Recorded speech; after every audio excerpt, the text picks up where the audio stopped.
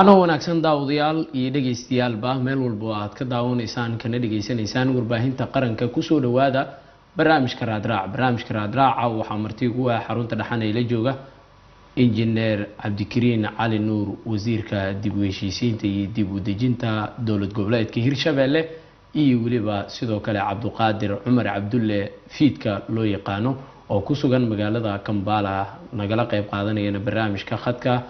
Skype-ka si live ahna xilligan ugu jira sida caadada ahaydna inta badan barnaamijka waxaan xoog ku saari doonaa cudurkan dhibaatada baan ku haya bulshada Soomaaliyeed iyo waliba caalamka oo idil barnaamijka waxa idin la socodsiinayay intuu socdo anigoo Cabbaas Maxamed Nuur dhanka farsamada hagar la'aaneedna waa saaxiibadii aan kala dhicin Cabdi Najiib iyo waliba Qadar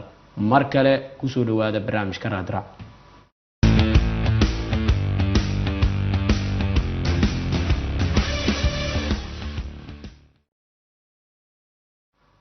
hagaag daawadayaal iyo dhageystayaal mar kale waxaan idin leeyahay ku soo dhawaada barnaamijka raadraac oo sidaan horey kuugu sheegayba warbaahinta qaranka si live ah xilligan radio Muqdisho iyo waliba telefishinka ka baxaya inta badan waxaan xoog ku saari doonaa sidaan uga wacyigelin lahayn bulshada Soomaaliyeed khatarta uu leeyahay cudurka coronavirus inta aan su'aaleyga gudagalin oo martida aan soo dhaweynin waxaan rabaa inaan si hordhac u sheego warar goordhow soo gaarayna ay sheegayaan wasaaradda caafimaadkana ka soo baxay in 4 ka mid ah muwaadiniin Soomaaliyeed oo dalka dibadiisa aanan aadin laga helay sidoo kale caabuqan ama cudurkan coronavirus haddaba khatarta uu leeyahay cudurkan iyo sida looga wacyigelin karo bulshada ayaa waxay warbaahinta qaranka ugu talagashay barnaamijyo iyo warar inta badan ka baxayaba inay xooga ku saarto marka waxaan soo dhaweynayaa wasiir Cabdikariin Cali Nuur oo ka tirsan maamulka Hirshabelle oo ah wasiirka dib u heshiisiinta iyo dib u dejinta maamulkaasi marka hore ku soo dhawo barnaamijka raadraac Cabbaas Maxamed Nuur waa mahadsantahay ku dhawaad sidoo kale waxaan rabaa inaan soo dhaweeyo Cabduqaadir Cumar Cabdulle fiidka oo Kampala jooga ahna gudoomiyaha midowga ardayda qaranka Soomaaliyeed ee halkaasi xaruntoodu tahay haddaad maqlayso ku soo dhawaayaan ku leeyahay barnaamijka waa tahay Cabbaas aad baad mahadsan tahay barnaamijka waa ku dhawahay sidoo kale waxaan jeclaan lahaa inaan salaamo wasiirka barnaamijka martida ku ah waa tahay wasiirka ayaan ku soo laabanayaa su'aalaha Cabduqaadir waa ii dambeyn doonaa sida aan la socono waxa ku magacaaban tahay wasaaradda dib u heshiisiinta iyo dib u dejinta maamulka Hirshabelle waxa laga yaabaa wasaaraddaada inay qorsheedu ahaa barnaamijyo fara badan oo dib u heshiisiinta bulshada deegaanadaasi lagana yaabaa qaarkood xitaa inay u baaqdeen khatarta uu leeyahay cudurkan coronavirus bal waxaad sharaxaad guud inaga siisaa maamul goboleedka aad wasiirka u tahay deegaanadaasi khatarta uu ku leeyahay cudurkan iyo sida looga wacyigelin karo bulshada بسم الله الحمد لله والصلاة والسلام على رسول الله وبعد بهذا إذا عدا تيفي قرن كصوماليات عباس محمد نور تيم كل شقينا هذا وما سنتين زمادة في ذسين هدان كحلو Hirshabelle dhibaatada caabuqan uu ku hayo ummadda Soomaaliyeed oo fara badan tahay tusaale ahaan anaga dhankaas iyo Hiiraan ilaa maartay mudug waxaan ugu furan baabuurta ka imaanaysa maartay ilaa Hargeysa ilaa ka imaanaya way ugu furan tahay Ethiopia had ayaan la leenahay maartay ayagana way maartay dad badan oo qabo ay soo gali karaan waxyaabaha qalista keeni kara laakiin ka wasaarad ahaan yani shaqooyin badan oo qaban lahayn oo maartay ka mid tahay Buulaburti oo hadda aan ka imid waxaa loo joojiyay waxyaabo badan ka wasaaradda caafimaadka federaalka go'aan ay qaadatay iyo madaxweynaha dowlad goboleedka Hirshabelle go'aan uu qaatay ayaa loo joojiyay si aan dad badan la isugu keenin oo isku maatinkaas loo hakeeyo dib u heshiisiin badan ayaa jiro sida maartay tii cadal oo kale ta jirto warshiqa jirto Beledweyne intiiba waa isdaba taagan yihiin waxayna isku daba taagan waxay tahay yani maartay dadaalada aan wadno oo dib u heshiisiineed iyo waxyaabaha ka dhalan karo hadii aan dad isku keenno iyo cudurkan aan la ogeyn heerka uu maartay ummadda Soomaalida uu dhibka uu ku hayo iyo inta badan qalabkii lagu tijaabinayo oo maartay aan Hirshabelle aan oo oolin maartay aan la geenin waliba yeelan laakiin lama geenin marka dhibaatadan haysta waxay tahay isku imaatinka dadka la xadiday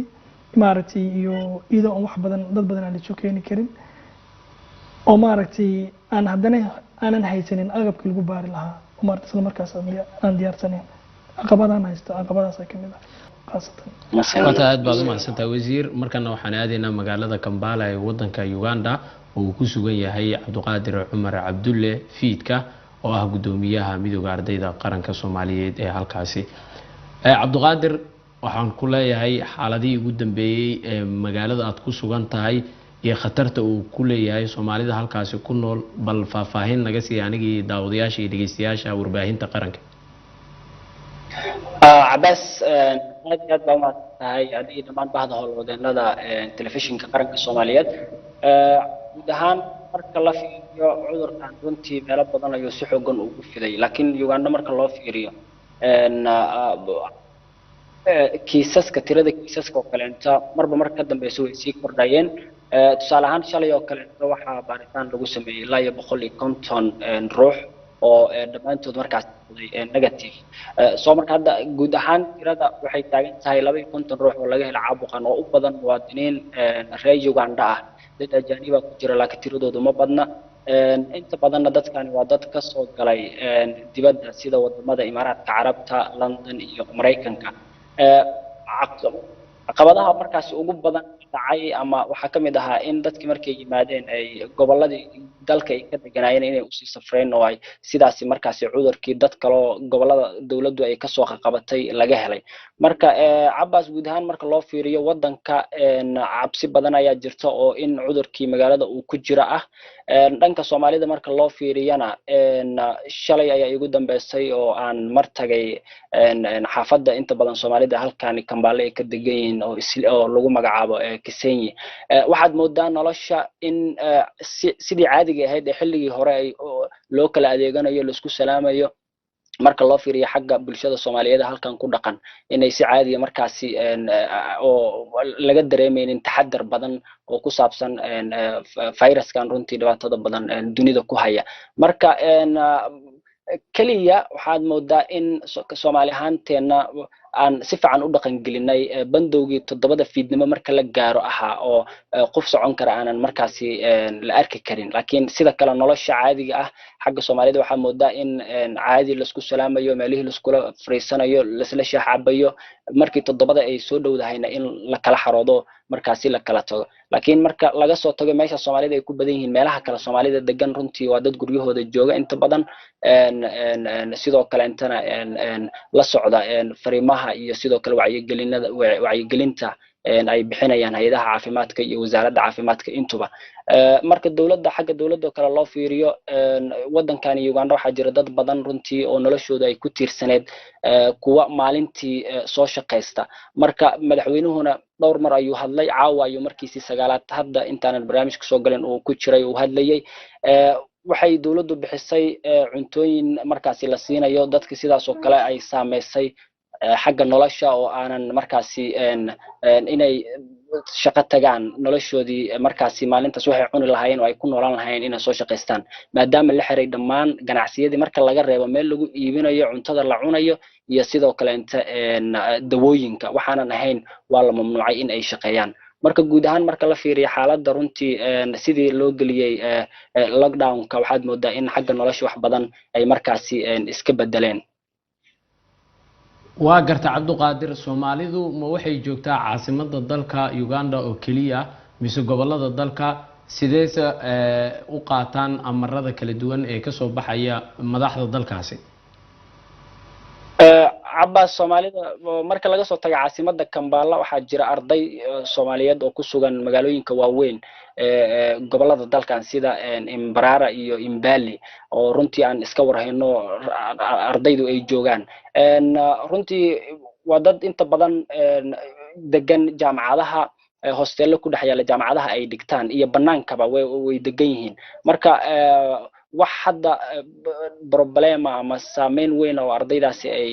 sheeganayaan ma arkeenin. laakiin gudaha magaalada marka loo fiiriyo kaleento Soomaali badan ayaa degan marka laga soo tago ardayda, dad qaxootiya, dad ganacsatada iyo dad deegaan ku ah halkan oo aanan badnayn. marka guud ahaan Soomaalida marka loo fiiriyo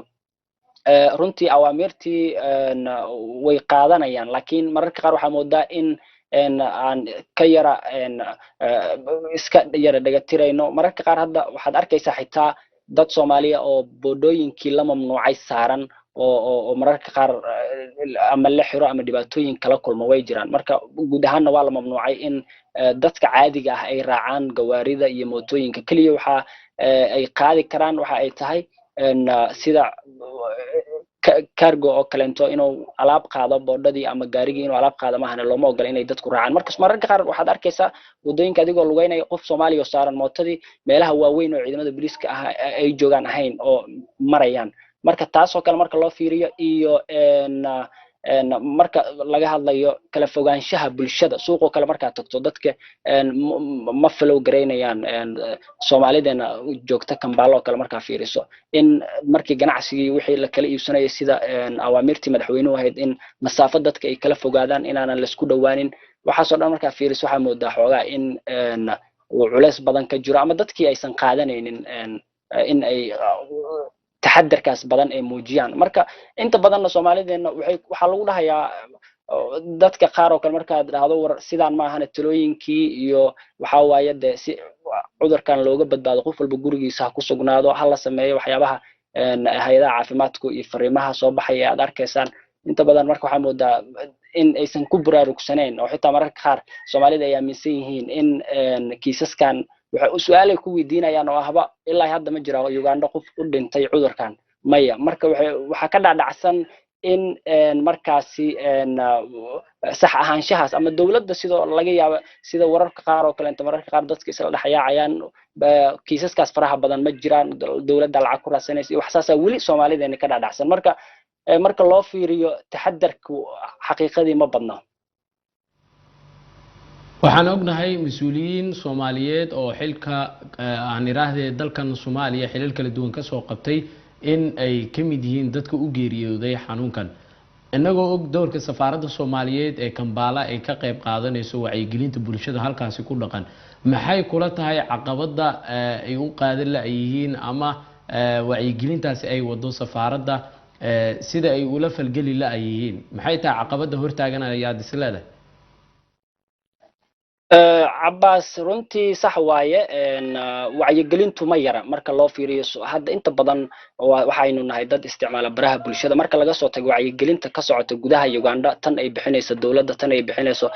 safaaradda Soomaaliya ee halkan tan ay bixinayso jaaliyadaha Soomaalida halkan waxaas oo dhan marka la isku soo diro iyo tan guud oo runtii social media Facebook dadku inta badan ay kala socdaan qof walba waxa way uu ka dharagsan yahay xaaladdu dunida meesha marayso iyo dhibaatada uu leeyahay haddana waxaad moodaa in ka Soomaali ahaan madax adeegaas xoogaa uu nagu yara dambeeyo dadku taxadarku aysan muujinaynin oo runtii wixii alla ku qoray kugu dhacaysa waa sax qofku wuxuu alla u qoray way ku dhacaysa laakiin taxadarkuna waa uu fiican yahay marka runtii marka laga soo tago caqabada kaliya waxaan oran karnaa madax adeegnimada ma ahan wax kale ma jiro sababtoo waxaan arkaynaa dad badan oo u dhimanaya cudurkan dad badan oo soo rito isbitaallo ugu jiro xaaladooda halis ku jirta oo dad muslimiina iyo isugu jira oo hadda haddii markii cudurku soo bilaabanayay inta badan aynu dhihi jirnay waa dhibaato weyn oo socota oo anagu boqolkiiba boqol dad muslimiin aynu nahay haddii aynu Soomaali nahay nagu dhaci maayo haddii waa la kala soo tago dad badan oo Soomaaliya u dhintay baa jira waxaan waa virus fidaya marka runtii marka laga soo tago madax adeegnimada Soomaalida ma ahan caqabado kale oo hadda ama in wacyigelintu ay dadku ku yar tahay ma jirto marka waxaad moodaa in wax guud oo Soomaalideena xaggaas madax adeega ka wada simanaay marka laga soo tago in laakiin aan aad iyo aad ugu warhayno waxyaabaha socda iyo waxa dhacayo qof walba waxa waaye uu ka warhaya waxa soconaya marka kollaytu waxay ila tahay in bulshada Soomaaliyeed ay ku buraarugaan xaaladda iyo dhibaatada markaasi uu leeyahay caabuqan COVID-19 oo runtii guryaha lagu nogaado oo qofka haddii guriga ku caajiso kale gurigiisa exercise ku sameeyo jimicsi ku sameeyo marka Abbas guud ahaan hadda xaaladda COVID-19 ee dalka Uganda 14 maalin madaxweynuhu lockdown-ku dalku geliyay kala bar way kasii gooshto waxa dhiman waa 5 maalin waana laga yaabaa marka waxa laga yaabaa in lagu sii siyaadiyo maadaama cudurku uu sii fidayo oo dad gudaha dalka ku sugnaa laga helay oo la kulmay dadkii qurbaha ka yimid ee markaasi viruska laga helay waxaa ku sugan aqoon-yahano Soomaaliyeed magaalada aad joogto ama wadanka aad joogto gabi ahaanba waxaa tahay gudoomiyihii midowga ardayda qaranka Soomaaliyeed ee dalkaasi ku magacaaban dowrka idinkaga aadan muxuu yahay mase sameyseen waxyaabo wacyigelin ah oo bulshada intooda aqoonta leh aad u faa'iideyn kartaan si ay idinkaga maqlaan cabas aad iyo aad wacyigelintu runtii sidaan hore u sheegayba bulshadu kuma yara oo inta badan dadka Soomaaliyeed ee halkan jooga waa dad isticmaala social media adduunka la socda update ah wacyigelin markii koowaad cudurka halkan uu ku soo fiday waxa jirtay ardayda wacyigelin ay sameeyeen oo gudoomiyaasha jaamacadaha oo markaasi ardaydu ay la hadleen oo muuqaalo loo soo duubay oo loo sheegay sidoo kale inta in ardayda loo sheegay inay guryahooda ku nagaadaan safaaradda waxay sameysay dadaalo badan oo wacyigelin ah oo loo qabtay dadka iyo sidoo kale dhaqaatiir Soomaaliyeed oo halkan iyo aqoon-yahanada kulli waxa waaye doorkoodii waynu aragnay oo xagga wacyigelinta ah ka arday ahaan safaaradii iyo dhammaan jaaliyadii iyo bulshada qaybaheeda kale aqoon-yahanadii ahaa dhammaanba runtii wacyigelintu waa la sameeyay haddana in weli wacyigelintu sida loo sameeyay iyo caalamka kale siday bulshada ugula socdaan marka loo fiiriyo waxaad moodaa in boqolkiiba boqol aysan dadku qaadanaynin oo xitaa marka magaalada ku arkaysa dadka Soomaaliyeed ma wataan waxyaabihii ka hortagga protectionka ahaa ee viruska oo tusaale ahaan maskiga lagu xiranayo afka iyo waxyaabihii gacmaha la gashanayo kulli sidaan caadiga hadda kula hadlayo ayaa suuqa loo wada socdaa marka tagto waxa waaye gacmaha la isku salaamaya xabadka la saaraya waan jeclaa inaan warbixin kooban aan siisid laakiin oo kugu soo noqon doona hadduu alla qadaro xarunta dhexe ayaan u wareegi doonaa oo marti ugu yahay injineer Cabdikariin Cali Nuur wasiirka dib u heshiisiinta iyo dib u dejinta maamul goboleedka Hirshabelle maadaama aan ka hadlayno khatarta uu leeyahay iyo saameynta uu ku leeyahay bulshada Soomaaliyeed cudurkan coronavirus oo caalamka xitaa inta badan caqabad ku ah maamul goboleedkiina waxyaabaha looga hortago cudurkan oo kale oo sida hadeertan oo Cabdiqaadir sheegayo gacantii gloveska ah maaskii afka ah waxyaabaha ma ka hirgeliyeen deegaanadii maadaama loo baahan yahay bulshada si ay uga hortagto cudurkaasi in la geeyo meel walba ay joogto Abbas aad u mahadsan tahay horta waxyaabahaas waxay joogaan waa lacag waa qarash